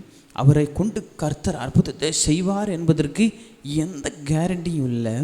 ஆனால் ஒருவன் இயேசுவை தேடி போகிறான். புரிஞ்சவங்க? பிரச்சனைக்கு நடுவில் இருக்கும்போது நம்மளுடைய சிந்தை பிரச்சனையை விட்டு வெளியே வராது. இன்றைக்கி சுகத்தை பெற்றுக்கொள்ள முடியாமல் போகிறதுக்கு மிக முக்கியமான காரணம் அதுதான். இயேசு கிறிஸ்து சொல்லும்போது, ஓமையில் சொல்லும்போது, இயேசு கிறிஸ்து மலைப்பிரசங்கத்தில் சொல்லும்போது இயேசு கிறிஸ்து சொல்கிறான், நீ கவலையோடு இருந்தேன்னா போய் காட்டு புஷ்பத்தை போய் பாரு. அந்த சூழ்நிலைக்குள்ளேயே இருக்காத. புரியுறவங்க? அல்லேலூயா. கவலையில் இருக்கும்போது நிறைய பேர் செய்யக்கூடிய காரியம் என்ன தெரியுமா? கவலை வந்தோடனே கதவை போட்டு வீட்டுக்குள்ளே உட்காந்து அதை பற்றியே யோசிச்சுட்டு இருக்கிறது. அதுவே மனசில் உட்காந்து ஓடிக்கிட்டு இருக்கணும். அதை விட்டு வெளியே போகணும். அந்த அட்மாஸ்பியரை விட்டு வெளியே போகணும். 4 மனுஷங்களை போய் பார்த்து பேசணும். ஒருவேளை மனுஷனை பார்த்தா இன்னும் பிரச்சனை கூடுன்னு தோணுச்சுன்னா ஒன்று வேண்டாம், நேராக போய் காட்டுக்கு போயிருங்க. காட்டை எங்கே தேடுறதுன்னு கேட்காதீங்க. சரி, கடற்கரைக்கு போயிருங்க. அல்லேலூயா. கடல் அலையை கொண்டு கூட கர்த்தர் நம்மளால் பேச முடியும். அல்லேலூயா. அந்த அலைக்கு கர்த்தர் ஒரு எல்கையை வச்சிருக்கிறான்னா நம்முடைய பிரச்சனைக்கும் ஒரு எல்கை உண்டுங்கிறத கொண்டு கூட பேசுவார் கர்த்தர். அல்லேலூயா. அல்லேலூயா. கர்த்தர் நீங்கள் ஒரு அந்த பிரச்சனைங்கிற அட்மாஸ்பியருக்குள்ளே இருக்கும்போது கர்த்தர் நம்மளோடு இடைப்பட முடியாது. விசுவாசம் வர்த்திக்க முடியாது. அங்கே இருந்து அந்த பிரச்சனைக்குள்ளேயே இருந்து 4 செவத்துக்குள்ளேயே உட்காந்து. இப்போது நான் கடந்த நாட்களில் ஒரு தகப்பனாரை போய் சந்திக்க போயிருந்தேன் பாருங்கள். அவங்களோட அவிசுவாசத்தோட உச்சக்கட்டத்துக்கு போயிட்டாங்க. விசுவாசமே இல்லை அவங்களுக்குள்ள. விசுவாசத்தை தான் பேச வேண்டியது. என்ன காரணம்னா, கணவன் மனைவி 2 பேரும் ஒரு வீட்டுக்குள்ளே இருக்கிறாங்க. 2 பேரும் மாறி மாறி அவிசுவாசமான காரியத்தை பேசிக்கிட்டு இருக்கிறாங்க. அவங்களுக்கு விசுவாசத்தை கற்றுக் கொடுக்க யாருமே இல்லை. அல்லேலூயா. அந்த முகத்தையே பார்த்துட்ருக்குறாங்க. அதை விட்டு அவங்க வெளியே வந்து நல்ல ஆவிக்குரிய நண்பர்களோடு இணையும் போது விசுவாசம் வர்த்திக்கும். அல்லேலூயா. நீங்கள் உங்களுக்கும் ஒரு சீக்ரெட் சொல்லித்தரேன். யாராவது ஒருத்தர் வியாதியோடு இருக்கிறாங்கன்னா நீங்கள் அவங்கள சந்திக்கும் போது நமக்கு எல்லாரும் அக்கறையின் மிகுதியில் அந்த டாக்டரை பார்ப்போம், இந்த டாக்டரை பார்ப்போம், அவங்கள பார்ப்போம், இவங்கள பார்ப்போம், 1000 கை மருந்து இதெல்லாம் சொல்லுவேன். நான் இதெல்லாம் தவறுன்னு சொல்ல வரல, அந்த பிரசங்கம் நான் பண்ணலை. ஆனால் அதை விட்டுட்டு விசுவாசத்தை வர்த்திக்க பண்ணுகிற வசனங்களை பேசணும் அவங்கக்கிட்ட. அல்லேலூயா. நானே உன் பரிகாரியாகிய கர்த்தர். எகிப்தியருக்கு வரப்பண்ண வியாதியில் ஒன்றையும் வரப்பண்ணேன், வாதை உன் கூடாரத்தை அணுகாது. இப்படிப்பட்ட வாக்கு தத்தம் நிறைந்த சுகம் அளிக்கக்கூடிய வசனங்களை பேசினேன். அந்த வார்த்தை வெளிப்படும் போது சுகம் உண்டாகும். அவர்களுக்குள்ள விசுவாசம் வரணும். இன்றைக்கி அநேகருடைய வாழ்க்கையில் ஜெயம் பெற முடியாமல், விடுதலையை பெற்றுக்கொள்ள முடியாமல் இருக்கிறதுக்கு காரணம் என்ன தெரியுமா? உங்களுக்கு ஒரு ரகசியத்தை சொல்லித்தாரேன், வாசிக்கலாம் பாருங்கள். எபிரேயர் 3வது அதிகாரத்தின் கடைசி வசனத்தை வாசிங்க. கடந்த நாட்களில் நான் பைபிள் ஸ்டடியில் பேசினேன்னு எனக்கு தெரியலை, நான் கற்றுக் கொடுத்தேன். எபிரேயர் 3வது அதிகாரத்தின் கடைசி வசனம் வாசிங்க. ஆதலால் அவிசுவாசத்தினாலே அவர்கள் பிரவேசிக்க கூடாமற் போயிற்று. நீங்கள் அதை தொடர்ந்து 4வது அதிகாரத்தில் வாசிக்கும்போது, அவருடைய 3வது வசனத்தில் வாசிக்கும்போது, விசுவாசித்தவர்களாகிய நாமோ அந்த இளைப்பாறுதலுக்குள் பிரவேசித்தோம். அதை தொடர்ந்து அவர் பேசி வருகிறார். இது யாரை குறித்து சொல்கிறான்னா, கானான் தேசத்திற்குள்ள யோசுவாவும் காலேபையும் தவிர வேறு யாருனாலும் பிரவேசிக்க முடியல. அதற்கான காரணத்தை எபிரேயர் வாக்கியம் ரொம்ப அற்புதமாக இந்த அதிகாரங்களை 3-4 அதிகாரங்களை பேசி வரும்போது அழகாக சொல்லி வருகிறார். என்ன காரணம்? அவிசுவாசம். உங்கள்கிட்ட ஒரு ரகசியத்தை சொல்கிறேன். வாக்குத்தத்தம் பண்ணப்பட்டது சமஸ்த இஸ்ரவேலர்களுக்கு தான். புரியுதா இல்லையா? கர்த்தருடைய வார்த்தை பொய்த்து போகவில்லை. அதுதான் ஏசாயா 59வது அதிகாரம் 1 வசனம் சொல்லுகிறது, ரட்சிக்க கூடாதபடிக்கு அவருடைய கை குறுகி போகவில்லை. ஆமென், அல்லேலூயா. அப்போ அவருடைய கையில் எந்த பிரச்சனையும் இல்லை, அவருக்கு அற்புதம் செய்கிறதுக்கு எந்த பிரச்சனையும் இல்லை. அவர் என்ன வாக்குத்தத்தத்தை கொடுத்தாரோ அதை அவர் எப்படியும் நிறைவேற்றுவதற்கு வல்லவர். ஆமாம். ஆனால் எது நம்மளுடைய வாழ்க்கையில் அற்புதத்தை சுதந்திரித்து கொள்ள முடியாமல் போகிறதுக்கு காரணமாக அமைது தெரியுமா? அவிசுவாசம். இல்லையா? இன்றைக்கி பலருடைய வாழ்க்கையில் காணப்படுகிற அவிசுவாசம் தான் அற்புதத்தை ரிசீவ் பண்ண முடியலை. அற்புதத்தை இன்றைக்கி பெற்றுக்கொள்ளணும். நம்முடைய வாழ்க்கையில் விசுவாசம் அதிகரிக்கணும், இன்னும் விசுவாசிக்கணும், இன்னும் விசுவாசிக்கணும். அல்லேலூயா. விசுவாசிக்க அற்புதம் நடக்கும். எதையும் பார்க்காத ஒருத்தன் விசுவாசிச்சுட்டு சுமார் 50 கிலோமீட்டர் ட்ராவல் பண்ணி போகிறான் பாருங்கள். இன்றைக்கி மாதிரி பஸ் பிடிச்சி போக முடியாது, ட்ரெயின் பிடிச்சி போக முடியாது, ஃப்ளைட்டில் போக முடியாது, எந்த வசதியும் இல்லை ஓன் வெஹிக்கிள் அதை எடுத்துகிட்டு போகலான்னா முடியாது, நடந்து தான் போகணும். அல்லேலூயா. ஒருத்தி 50 கிலோமீட்டர் மரண தருவாயில் இருக்கிற பிள்ளையை விட்டு இயேசுவை தேடி 50 கிலோமீட்டர் போகிறான். புரிஞ்சவங்க? அல்லேலூயா, அல்லேலூயா. ஒரு தேவனுடைய பிள்ளையோட வாழ்க்கையில் பிரச்சனை நடுவில் நம்ம எத்தனையோ பரிகாரங்களை தேடுகிறோம். நான் உங்களுக்கு ஒரு ரகசியத்தை கற்றுக் கொடுக்குறேன். வேதனையின் உச்ச கட்டத்தில் இருக்கும்போது நீங்கள் போய் இழப்பாறுவதற்கான பெஸ்ட் பிளேஸ் தேவாலயம். ஆமென்.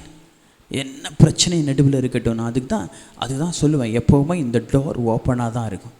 எனி டைம் எப்போ உங்களுக்கு வேதனையாக இருக்குதோ நீங்கள் பாட்டுக்கு நேராக வந்து கதவை திறந்து உள்ளே வந்து முழங்கால போட்டு 2 கரத்தையும் பரத்துக்கு நேராக உயர்த்தி அப்பான்னு கூப்பிட்டு பாருங்கள், அவருடைய பிரசன்னத்தை உணர்ந்து கொள்ள முடியும். அல்லேலூயா. பல வேதனைகளின் உச்சத்தில் நான் இருந்தபோது நான் இதை எக்ஸ்பீரியன்ஸ் பண்ணியிருக்கிறேன். அன்றைய சமூகத்தை தேடி வந்து கரங்களை உயர்த்திச்சு அப்பான்னு நிற்கும்போது சூழ்நிலை எல்லாம் அப்படி சாதகமாக மாறுகிறத பார்த்துருக்கிறேன். ஒரு ஆமேன் கூட சொல்ல மாட்டேங்கிறேன். அல்லேலூயா. இயேசு ரொம்ப நல்லவர், ரொம்ப ரொம்ப நல்லவர். நமக்காக ஜீவனை கொடுத்தானா நம்முடைய பிரச்சனையை மாற்ற மாட்டாரா? ஒருவன் இயேசுவை தேடி வருகிறான். சுமார் 50 கிலோமீட்டர் பிரயாணப்பட்டு நடந்து வருகிறான் இயேசுவை தேடி. அதனுடைய விளைவு அவனுடைய வாழ்க்கையில் ஒரு பெரிய அற்புதத்தை பெற்றுக்கொண்டான். 2வது காரியத்துக்கு நேராக அவங்களுடைய சிந்தையை திருப்புக்கிறேன் பாருங்கள். அவரிடத்தில் போன போது அவனுடைய வாழ்க்கையில் அற்புதம். 2வது காரியம், இங்கே அவன் பேசுகிற 49வது வசனத்தை நீங்கள் வாசிக்கும்போது, என் பிள்ளை சாகிறதற்கு முன்னே வர வேண்டும் என்றார். அதற்கு ராஜாவின் மனுஷன், ஆண்டவரே என் பிள்ளை சாகிறதற்கு முன்னே வர வேண்டும். இப்போது எதற்கு அவன் வந்திருக்கிறான்னா, இங்கே தான் ரொம்ப ஹைலைட்டான விஷயம். அவன் கர்த்தரை இன்வைட் பண்ண வந்திருக்கிறான்.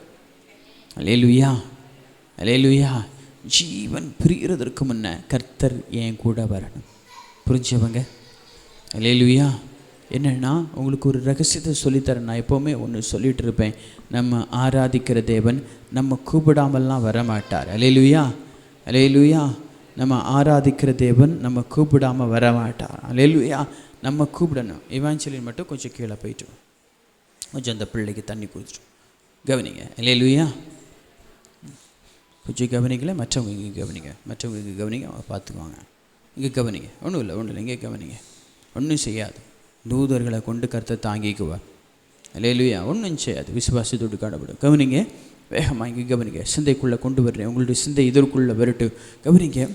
இங்கே அற்புதமான ஒரு காரியத்தை கற்றுக் கொடுக்குறது நீங்கள் பார்க்க முடியாமல் போய் ஆண்டவரை போய் பார்த்து கேட்குறான், என் பிள்ளை சாகிறதுக்கு முன்னே. இந்த வார்த்தை என்னை கொஞ்சம் இல்லை ரொம்பவே சிந்திக்க வச்சுது. வேணா வேலைக்காரனை அனுப்பி இந்த வார்த்தையை சொல்லி கூப்பிட்டுருந்துருக்கலாம். ஆனால் அவனே போய் இன்வைட் பண்ணுறான். ஆனால் இதுக்குள்ளே நான் பேச போகிற ஒரு காரியம், சாகிறதற்கு முன்னே அந்த வார்த்தை என்னை கொஞ்சம் கவர்ந்தது. நடப்பதற்கு முன்னே நிறைய நேரத்தில் நம்முடைய வாழ்க்கையில் நம்ம என்ன செய்யறோம் தெரியுமா? எல்லாம் முடிஞ்சதுக்கப்புறம் ஆண்டவர்கிட்ட வர்றோம். கவனிக்கிறீங்களா? கொஞ்சம் இங்கே கொஞ்சம் கவனிங்களேன். ஒரு அற்புதத்தை பெற்றுக்கொள்ளலாம். இன்றைக்கி நம்ம வந்துட்டு சும்மா போயிடக்கூடாது. சில அற்புதத்தை பெற்றுக்கொண்டு கடந்து செல்லணும். ஆமே. சாகிறதற்கு முன்னே, சிலது நடக்கிறதற்கு முன்னே, அல்லேலூயா, அற்புதத்தை பெற்றுக்கொள்கிறதுக்கு நம்ம சூஸ் பண்ண வேண்டிய டைம். இன்றைக்கி நம்ம எப்போ சூஸ் பண்ணுறோம் தெரியுமா? எல்லாம் முடிஞ்சதுக்கப்புறம் பல இடத்துல போய் பார்த்துட்டு ஒன்றும் வழி இல்லைன்னா கடைசியில் எல்லாம் முடிஞ்சிட்டு ஆண்டவரேன்னு வந்து நிற்கிறது. இன்றைக்கி பல பேர், இன்னும் ரட்சிக்கப்பட்ட அநேகர் டாக்டர் கைவிரிச்சதுக்கப்புறம் ஆண்டவரை தேடி வர்றவங்க உண்டு. இல்லையா? அப்போ அது தவறுன்னு சொல்கிறீங்களான்னு கேட்டால் நான் அப்படி சொல்ல வரல. ஆனால் என்னை கேட்கிற தேவனுடைய பிள்ளைகளே, சில காரியம் நடக்கிறதுக்கு முன்னாடி தேவனை தேடுகிறது ஒன்றும் தவறில்லையே. ஆமே. நம்ம ஆராதிக்கிற தேவன் ஒன்றும் அந்த அளவுக்கு இல்லையே. அல்லேலூயா. இவனுடைய வாழ்க்கையில் கொஞ்சம் யோசிச்சு பாருங்கள். அவனுடைய எண்ணம் எப்படியா இருக்கிறது? நடக்கிறதுக்கு முன்னே நான் ஆண்டவர்கிட்ட வந்துடுறேன். சூழ்நிலை மாறுறதுக்கு முன்னாடி நான் கர்த்தர்கிட்ட வந்துடுறேன். சூழ்நிலை பாதகமாகிறதுக்கு முன்னாடி நான் கர்த்தர்கிட்ட வந்துடுறேன். நல்ல ஒரு எண்ணம் இல்லை. புரியுதுன்னு சொல்கிறவங்க மட்டும் ஒரு அல்லையா சொல்லுங்கள். இன்றைக்கி எல்லாம் முடிஞ்சதுக்கப்புறம் கர்த்தரை தேடுகிறோம். இல்லை, ஆரம்பம், த ஃபஸ்ட் பிளேஸ் கர்த்தருக்கு கொடுக்குறவர்களாய் நம்ம மாற முடியுமானால் அதில் ஒரு பெரிய ஆசீர்வாதம் இருக்குதுங்க. எல்லாம் நடந்து முடிச்சதுக்கு அப்புறம் இல்லை. நிறைய பேர் இந்த எண்டில் வந்துட்டு அதுக்குன்னு அப்போ ஆண்டவரால் அற்புதம் செய்ய முடியாதுன்னு நான் சொல்ல வரல. நம்ம எப்போ நம்மளால் முடியலைன்னு போய் நிற்கிறோமோ அவர் அற்புதம் செய்வதற்கு போதுமானவராக இருக்கிறார். ஆனால் அதே நேரத்தில் நம்மளுடைய நம்பிக்கையெல்லாம் இழந்து போய் வந்தாச்சுன்னு ஆண்டவர் தள்ளி விடுகிறவர் அல்ல. அதே நேரத்தில் த வெரி பிகினிங் கொஞ்சம் உங்களுக்கு புரிகிற மாதிரி சொல்கிறேன் பாருங்கள். ஒரு வியாதின்னு வச்சுக்கோங்களேன். சும்மா ஒரு எக்ஸாம்பிளுக்கு சொல்கிறேன். ஒரு வியாதியின் படுக்கையில் இயேசுவை தேடுகிறோம். முதல்ல ஆண்டவர்கிட்ட வந்துட்டா நேராக ஹாஸ்பிட்டலில் கொண்டு போய் இங்கே ஒரு குத்து, அங்கே ஒரு குத்து, இங்கே ஒரு டியூபு, அங்கே ஒரு டியூபுன்னு உடம்பு போட்டு வேதனைப்படுத்தி இருந்திருக்க வேண்டாம்.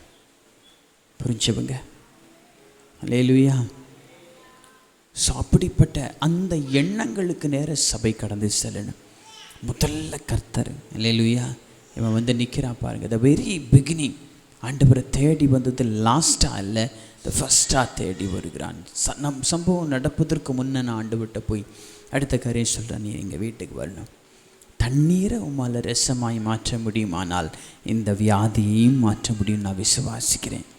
அல்லேலூயா, அல்லேலூயா. இயேசு வேணா போயிருந்திருக்கலாம். ஆனால் அவர் வேறு ஒரு காரியத்தை செய்ய விரும்புகிறார். அவர் கப்பர்நகூமுக்கு என்று போவதற்கு வைத்திருந்த நேரம் வேறு. கப்பர்நகூமு குறித்து பேசும்போது நான் உங்கள்கிட்ட சொல்கிறேன், கப்பர்நகூம் ரொம்ப முக்கியமான இடம். இயேசுவின் ஊழியத்தோட மையமான இடம் தான் கப்பர்நகூம். நான் அதற்குள்ளே போகலை, நான் அதை டச் பண்ணவே இல்லை. இன்றைக்கி நான் அதுக்குள்ளே போகாமல் விடுறேன், நான் அதை ஸ்கிப் பண்ணி விடுறேன். நான் அதை தொட்டாச்சின டைம் பத்தாது. அப்போது இயேசு போக வேண்டிய நேரத்தில் கப்பர்நகூம் போகணும். அப்போது கப்பர்நகூமுக்கு அவர் போவதற்கு முன்பதாக வார்த்தையை அனுப்பி ஊழியம் செய்கிறார். அல்லேலூயா. நான் அதெல்லாம் பார்த்துருக்குறேங்க. இதெல்லாம் நான் சும்மா சொல்ல, ஊழிய அனுபவங்களில் பார்த்துருக்குறேன். பல இடங்களுக்கு கொண்டு போகிறது, எங்களை ஊழியத்துக்கு கொண்டு போகிறதுக்கு முன்பதாக வார்த்தைகள் அனுப்பப்பட்டு அங்கே சுகம் நடந்திருக்கும். கர்த்தர் திரும்ப அங்கே கொண்டு போவார். அங்கே கொண்டு போகும்போது அங்கே இருக்கக்கூடிய சூழ்நிலை வேறு மாதிரி இருக்கும். அல்லேலூயா. அல்லேலூயா. கர்த்தர் செய்கிற காரியங்கள் ரொம்ப பயங்கரமாக இருக்கும். அவருடைய தேவனுடைய பிள்ளை தேவனோடு நெருங்கும் போது அந்த அனுபவங்களை நம்ம புரிந்து கொள்ள முடியும். ஏசு அதே மெத்தடை தான் யூஸ் பண்ணுறார். முதல்ல வார்த்தையை அனுப்பி அங்கே சுகம் கொடுக்குறார். அப்போது இவனுடைய வாழ்க்கையில் முதல் பிளேஸ் ஆண்டவருக்கு கொடுத்து அற்புதத்தை பெற்றுக்கொண்டான். கடைசியாக ஒரு காரியத்தை மட்டும் சொல்லி முடிச்சிடுறேன். இன்னும் 2-3 காரியம் இருக்குது, அதெல்லாம் பேசுவதற்கு டைம் இல்லாதனால ஒரே ஒரு காரியத்தை மட்டும் நான் உங்களுக்கு சொல்லி முடிக்க விரும்புகிறேன். நம்ம வாசித்த அதே 50வது வசனத்தின் பின்பகுதியை பார்க்கும்போது அந்த மனுஷன் இயேசு சொன்ன வார்த்தையை நம்பி போனான். அல்லேலூயா. சத்தமாக ஒரு அல்லேலூயா சொல்லுங்க பார்க்கலாம். இயேசு சொன்ன வார்த்தையை நம்பி அவன் போனான். எங்கே போகிறான்? திரும்பி வீட்டுக்கு போகிறான். நான் உங்கள்கிட்ட முதல்ல சொல்லிட்டேன், திரும்ப நான் அதை ரிமைண்ட் பண்ணிக்கிட்டே இருக்கிறேன். இயேசு அது வரைக்கும் எந்த அற்புதத்தையும் செய்யலை. ஆனால் இப்போ அவன் திரும்பி போகிறது ஒரு வார்த்தையை மட்டும் வாங்கிச்சு. விடுதலை நடந்துச்சான்னு தெரியலை. இன்றைக்கி நான் வீடியோ கால் பண்ணி பார்த்துருக்கலாம். புரியுதா இல்லையா? சரிதானே? அன்றைக்கி எதுவுமே தெரியாது, ஒன்றுமே தெரியாமல் அவன் பாட்டுக்கு கிளம்பி போகிறான். எப்படி கிளம்பி போகிறான் தெரியுமா? அதுதான் விசுவாசம். அல்லேலூயா. நம்முடைய விசுவாசம் உலகத்தை ஜெயிக்கிற ஜெயம்னு வேதம் சொல்லுது. புரிஞ்சவங்க இன்றைக்கி அப்படிப்பட்ட விசுவாசம் நமக்குள்ளே கிரியை செய்யணும். அப்படிப்பட்ட விசுவாசம் உடையவர்களாய் நம்ம மாறணும். அல்லேலூயா. அல்லேலூயா. நம்முடைய விசுவாசம் நமக்குடைய வாழ்க்கையில் நிறைய அற்புதங்களை கொண்டு வர முடியும். இவன் திரும்பி போனதுக்கு காரணம் இயேசு சொன்ன ஒரு வார்த்தை. ஒற்றை வார்த்தையை பிடிச்சிட்டு போகிறான். என்ன வார்த்தையை சொல்கிற? அதான் நம்ம இன்றைக்கி தியானித்த வார்த்தை, நீ போகலாம், உன் குமாரன் பிழைத்திருக்கிறார். இன்றைக்கி கர்த்தர் இந்த வார்த்தை இங்கே இருக்கிற சிலரோடு கர்த்தர் சொல்ல விரும்புகிறார். நீ போகலாம், உன்னுடைய சூழ்நிலை மாறி இருக்கிறது. எப்படி இந்த இந்த இந்த ராஜாவுடைய காரியக்காரன் அந்த வார்த்தையை கேட்டுட்டு ஒரு விசுவாசத்தோடு போனானோ, அதே விசுவாசம் நமக்குள்ளே வரணும். ஆமென். அது சாதாரணமான ஒரு விசுவாசம் அல்ல. அல்லேலூயா. சாதாரணமாக எந்த ஒரு விசுவாசம் நம்ம எடுத்துக்க முடியாது. ஒரு பெரிய விசுவாசம், ஒரு பெரிய விசுவாசம் வேணும். அவனுக்கு அந்த விசுவாசம் இருந்தது. இன்றைக்கி இந்த வார்த்தையை கேட்குற உங்ககிட்டே ஒரு வார்த்தையை சொல்கிறேன். இன்றைக்கி நமக்குள்ள அந்த விசுவாசம் கிரியை செய்யட்டும். இன்றைக்கி நீங்கள் பரிசுத்தாவினை ஏவுகிறதுனால சொல்கிறேன், வெறுமையான அனுபவத்தோடு இங்கே வந்திருக்கிறீங்க. வெறுமையான அனுபவத்தோடு இந்த வார்த்தையை கேட்டுக்கொண்டிருக்கிறீங்க. கர்த்தர் சொல்லுகிற வார்த்தை, தீர்க்க தரிசனமாக கர்த்தர் சொல்கிற வார்த்தை, நீ போகலாம், உனக்கான காரியங்கள் ஆயத்தமாக்கப்பட்டிருக்கிறது. உனக்கான தேவைகள் பரத்திலிருந்து வருகிறது. உன்னுடைய சூழ்நிலைகளுக்கு தக்க பிரதிபலன் பரத்திலிருந்து வருகிறது. சில வியாதியோடு வந்திருக்கிற உங்களோடு நோக்கி கர்த்தருடைய வார்த்தை வெளிப்படுகிறது. உங்களுடைய வியாதிக்கான பதில் கர்த்தரிடத்திலிருந்து வருகிறது. அவருடைய வார்த்தை வெளிப்பட்ட மாத்திரத்தில் விடுதலை உண்டுங்க. அவர் பேசின மாத்திரத்தில், சத்தம் வெளிப்பட்ட மாத்திரத்தில் ஒன்றுமே இல்லாமல் வெறுமையுமாய் ஒழுங்கின்மையுமாய் இந்த உலகத்தில் வெளிச்சம் உண்டாக கிடவது என்று சொல்லும்போது அதற்கு 2வது வசனம் சொல்லுகிறது. ஆதியாகமம் 1வது அதிகாரம் 2வது வசனம் பின்பகுதி, பரிசுத்த ஆவியானவர், கர்த்தருடைய ஆவியானவர் ஜலத்தின் மேல் அசைவாடி கொண்டிருந்தார். அந்த ஜலத்தின் மேல் அவர் அசைவாடி கொண்டிருக்கிற அந்த நேரத்தில் பரிசுத்த ஆவியின் அசைவாடுதல் 3வது வசனத்தின் முதல் பகுதி சொல்லுகிறது, வெளிச்சம் உண்டாக கடவுது என்ற வார்த்தை. இது ரெண்டும் கனெக்ட் ஆகும்போது அற்புதம் நடந்தது போல, வெளிச்சம் உண்டானது போல, இன்றைக்கு இந்த வார்த்தையை கேட்டுக்கொண்டிருக்கிற உங்களுடைய வாழ்க்கையில் பரிசுத்த ஆவியில் நிரம்பி நான் உங்கள்கிட்ட ஒரு வார்த்தை சொல்லுறேன். ரெண்டையும் கனெக்ட் பண்ணி வார்த்தையை பேசுகிறேன். இயேசுவின் நாமத்தினால நீங்கள் இன்றைக்கி எந்த சூழ்நிலைகள் நடுவில் வந்தீங்களோ, என்ன நெருக்கத்தின் நடுவில் வந்தீங்களோ, அதில் தேவ வார்த்தை வெளிப்பட்டு உங்களுடைய வாழ்க்கையில் கர்த்தர் ஒரு அற்புதத்தை செய்ய விரும்புகிறார். இன்றைக்கி கர்த்தர் உங்களுக்கு வார்த்தை சொல்லுகிறார், நீ போகலாம், உன் குமாரன் பிழைத்திருக்கலாம். நீ போகலாம், உன் குமாரன் பிழைத்திருக்கலாம். நீ போகலாம், உன் காரியம் பரத்திலிருந்து கொடுக்கப்பட்டாச்சு. 121வது சங்கீதம் சொல்லுகிறது போல, நீ போகலாம், பரத்திலிருந்து ஜெயம் வரும். அல்லேலூயா. அப்படியே இருக்கிற இடங்கள் எல்லாரும் முழங்கால் படிட்டு 1-2 நிமிஷம் ஆண்டவரை நோக்கி பார்க்கலாம். அப்படியே ஆண்டவரை நோக்கி பார்க்கலாம். இன்னைக்கு கர்த்தருடைய வார்த்தை வெளிப்பட்டிருக்கிறது இல்லை, இன்னைக்கு கர்த்தருடைய வார்த்தை நமக்கு வெளிப்பட்டிருக்கிறது இல்லை. இன்னைக்கு கர்த்தர் நம்முடைய வாழ்க்கையில் அற்புதத்தை செய்ய போகிறார். இன்னைக்கு கர்த்தர் நமக்கு ஒரு விடுதலையை கொடுக்க விரும்புகிறார். விசுவாசிக்கிறவங்க எல்லாரும் கொஞ்ச நேரம் அப்படி வாய்களை திறந்து கர்த்தரை ஸ்தோத்திரிக்கலாமே. விசுவாசிக்கிறவங்க எல்லாரும் வாய்களை திறந்து அப்படி கர்த்தரை ஸ்தோத்திரிக்கலாம். விசுவாசிக்கிறவங்க எல்லாரும் வாய்களை திறந்து அப்படி கொஞ்சம் வாய்களை திறந்து கர்த்தரை ஸ்தோத்திரம் பண்ணுங்க பார்க்கலாம். கொஞ்சம் வாய்களை திறந்து கர்த்தரை ஸ்தோத்திரம் பண்ணுங்க பார்க்கலாம். வாய்கள் திறக்கட்டு, எல்லாருடைய வாய்களும் திறக்கட்டும். எல்லாரும் வாய்களை திறந்து கொஞ்ச நேரம் அப்படி கர்த்தரை ஸ்தோத்திரம் பண்ணுங்க. இயேசுவின் நாமத்தில் விடுதலை வெளிப்படுவதாக, இயேசுவின் நாமத்தில் விடுதலை வெளிப்படுவதாக, இயேசுவின் நாமத்தில் விடுதலை வெளிப்படுவதாக, இயேசுவின் நாமத்தில் வாய்களை திறக்கட்டும். எல்லாரும் வாய்களும் திறக்கப்படட்டும். எல்லாரும் வாய்களையும் திறந்து நீங்கள் சொல்லுங்க ஒரு வார்த்தை. எல்லா வாய்களையும் திறந்து ஒரு வார்த்தை சொல்லுங்க. இயேசுவின் நாமத்தில் விடுதலை வெளிப்படுவதாக.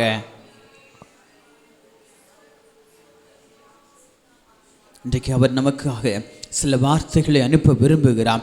வார்த்தைகளை அனுப்பி விடுவிக்க விரும்புகிறார். வார்த்தை வெளிப்படும் போது சுகம் உண்டாகும்.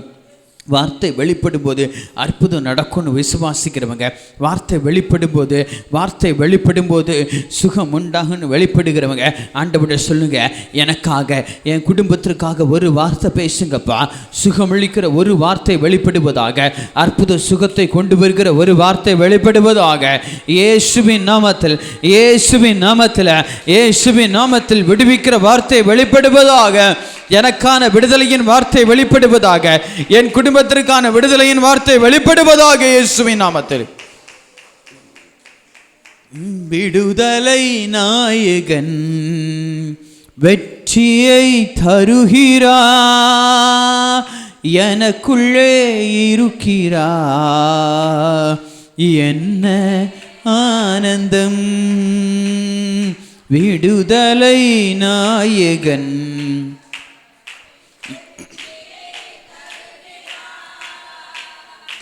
எனக்குள்ளே இருக்கிறார், என்ன ஆனந்தம். அப்படியே கர்த்தர் நம்மோடு பேசின வார்த்தைகளுக்கா எல்லாரும் கர்த்தர் நமக்கு விடுதலை கொடுத்து விட்டாருங்கிற விசுவாசத்தோடு நல்ல கரங்களை தட்டி அப்படி கர்த்தருடைய விடுதலையை சுதந்திரித்துக் கொள்ளலாம். இன்னைக்கு நாம் வீட்டுக்கு செல்லுகிறது வெறுமையாய் அல்ல, விடுதலையை சுதந்திரித்து கொண்டவர்களாக இந்த 7வது மாதத்தின் இந்த கடைசி நாள், இந்த உபவாச நாள் நாம் கடந்து வந்தது வெறுமையாய் கடந்து செல்வதற்காய் அல்ல. தேவ விடுதலையை பெற்றுக் கொண்டவர்களாக, என்ன பிரச்சனையோடு வந்திருந்தாலும், என்ன போராட்டத்தோடு வந்திருந்தாலும், என்ன நெருக்கத்தோடு வந்திருந்தாலும் அதனுடைய விடுதலையை பெற்றுக் கொண்டவர்களாக கடந்து செல்லும்படியா தேவ கிருபை வெளிப்படுவதாக. இயேசுவின் நாமத்தில். Thank you Jesus, thank you Jesus. சுகமளிக்கிற வல்லமைக்காய் ஸ்தோத்திரம் அப்பா. அன்பின் பரலோக தகப்பனே, ஆசீர்வதிக்கப்பட்ட இந்த நல்ல உபவாச நாளுக்காய் ஸ்தோத்திரம். இந்த நாள் இம்மட்டும் கர்த்தர்களோடு பேசுனீங்க, இம்மட்டும் கர்த்தர்களோடு இடைப்பட்டீங்க அப்பா. உங்களுடைய வார்த்தையை துணிக்க பண்ண கிருபைகளுக்காய் ஸ்தோத்திரம். இயேசுவின் நாமத்தில் சுகம் உண்டாவதாக. இயேசுவின் நாமத்தில் காரியம் மாறுதலாய் முடிவதாக. என்னதற்காய் செபித்து கொண்டிருக்கிறோமோ, எவைகளுக்காய் உடைய சமூகத்தில் காத்திருக்கிறோமோ, அந்த காரியங்கள் எல்லாம் இயேசுவின் நாமத்தில் விடுதலை வெளிப்படுவதாக. எங்கள் தேவன் சுகமளிக்கிற தேவனாக இருக்கிறதற்காய் ஸ்தோத்திரம். எங்கள் தேவன் விடுவிக்கிற நல்ல தகப்பனாக இருக்கிறதற்காய் ஸ்தோத்திரம். இந்த நாளிலும் தேவ வார்த்தை வெளிப்பட்டதற்காய் ஸ்தோத்திரம். ஆண்டவரே, உங்களுடைய வார்த்தை வெளிப்பட்ட மாத்திரத்தில் அந்த ஆண்டவரே ஏரோதுவின் காரியக்காரனாகிய ஆண்டவரே அவருடைய குமாரன் சுகப்பெற்றது போல இந்த நல்ல நாளிலும் இந்த வார்த்தை வெளிப்படும் போதே சுகம் உண்டாகட்டும். வியாதியோடு வந்தவர்கள், வியாதியின் படுக்கையில் இருக்கிறவர்கள் இயேசுவின் நாமத்தில் சுகம் பெற்றுக்கொள்வார்களாக. எங்களோடு ஆராதிக்கிற பிள்ளைங்க மருத்துவமனைகளிலும் வீடுகளிலும் வியாதியோடு இருக்கிற பிள்ளைகளுக்காக நினைக்கிறோம். நாங்கள் இப்போ விசுவாசத்தோடு நாங்கள் வார்த்தையை அனுப்புகிறோம். இயேசுவின் நாமத்தில் வார்த்தை கடந்து சென்று விடுவிப்பதாக. இயேசுவின் நாமத்தில் சுகம் உண்டாகட்டும். யார் யார் எங்கெங்கே வியாதியோடு காணப்படுகிறார்களோ அவர்கள் இருக்கிற இடங்களில் தேவ வல்லமை வெளிப்படுவதாக, சுகமளிக்கிற வல்லமை வெளிப்படுவதாக, பரிசுத்த ஆவியின் வல்லமை வெளிப்படுவதாக. இப்போதே பரிபூர்ண சுகம் உண்டாகட்டும், இப்போதே பரிபூர்ண சுகம் உண்டாகட்டும். குடும்பங்களில் சமாதானம் உண்டாவதாக. இந்த மாதம் முடிந்து புதிய மாதம் பிறக்கும்போது புதிய ஆசீர்வாதத்தோடு, புதிய நன்மையோடு, விடுதலையோடு பிரவேசிக்கிற நல்ல அனுபவங்கள் உண்டாவதாக. கர்த்தர் செய்கிறதற்கு ஸ்தோத்திரம்.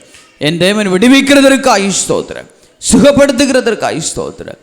இயேசுவின் நாமத்தில் நன்மை உண்டாகட்டும். பரத்திலிருந்து ஜெயம் வருவதாக. கர்த்தர் அப்படி செய்து விட்டதற்காய் ஸ்தோத்திரம். அப்பாவுடைய கரத்தில் மற்றபடியே தாழ்த்தி ஒப்பு கொடுக்குறோம். கர்த்தருடைய கரம் கூட இருக்கட்டும். அற்புதத்தை செய்யுங்க. அநேக சாட்சிகளை கர்த்தர் எழும்ப பண்ணுங்க. மட்டும் நீங்கள் செய்கிற நன்மையான காரியங்களுக்கு ஸ்தோத்திரம். நாளை அதிகாலை ஆராதனை ஆசீர்வதிங்க. ஞாயிற்றுக்கிழமை 2 ஆராதனை தேவனுடைய கரம் கூட இருக்கட்டும். வாக்குத்தத்தமான செய்திகளை கொடுங்க. புதிய மாதத்திற்கான தீர்க்க தரிசனமான வார்த்தைகளை கர்த்தர் கொடுங்க. இப்படி செய்து விட்டதற்கு ஸ்தோத்திரம். அப்படியே கருத்தில் ஒப்பு கொடுக்குறோம். இந்த மாதத்தின் கடைசி மணித்துளிகளில் கர்த்தர் எங்களுடைய விசுவாசத்தை பலப்படுத்துனதற்கு ஸ்தோத்திரம். அப்பா, அந்த ஆண்டவரே ராஜாவின் காரியக்காரனை போல எங்கள் விசுவாசத்தையும் கர்த்தர் வர்த்திக்க பண்ணுங்கப்பா. மனுஷகுமாரன் வரும் நாட்களில் விசுவாசத்தை காண்பாரோன்னு கேட்ட கேள்விக்கு நாங்கள் பாத்திரவான்கள் ஆகிடக்கூடாதப்பா. எங்களுடைய விசுவாசம் வர்த்திக்கட்டு. இன்னும் தேவனோடு உள்ள நெருக்கம் அதிகரிக்கட்டு. உம்மை தேடுகிற அனுபவம் உண்டாகட்டும். கர்த்தர் அப்படி செய்து விட்டதற்கு ஸ்தோத்திரம். கர்த்தர் மாத்திரம் உயர்ந்துருங்க. அந்த வேலைக்காரனை போல அப்பாவுடைய சித்தம் செய்கிறவர்களாய், அப்பாவை அறிந்து கொள்ளுவர்களாய் காணப்படுகிற கிருபைகளை தாங்க. கர்த்தர் உயர்ந்துருங்க. தாழ்த்தி ஒப்பு கொடுக்கிறோம் இயேசுவின் நாமத்தில் பிதாவே. என் ஆத்துமாவே கர்த்தரை ஸ்தோத்திரி. என் முழுமே கர்த்தருடைய பரிசுத்த நாமத்தை ஸ்தோத்திரி. என் ஆத்துமாவே கர்த்தரை ஸ்தோத்திரி. கர்த்தர் சகல உபகாரங்களையும் வருவாதே. ஆமென். அல்லேலூயா, அல்லேலூயா, அல்லேலூயா. ஒரு வாழ்த்தி கடந்த செல்வங்களுக்கு கத்தாமே உங்களை அபரீதமாக ஆசிரித்து பலிகி பெருக பண்ணுவாராக. God bless you all.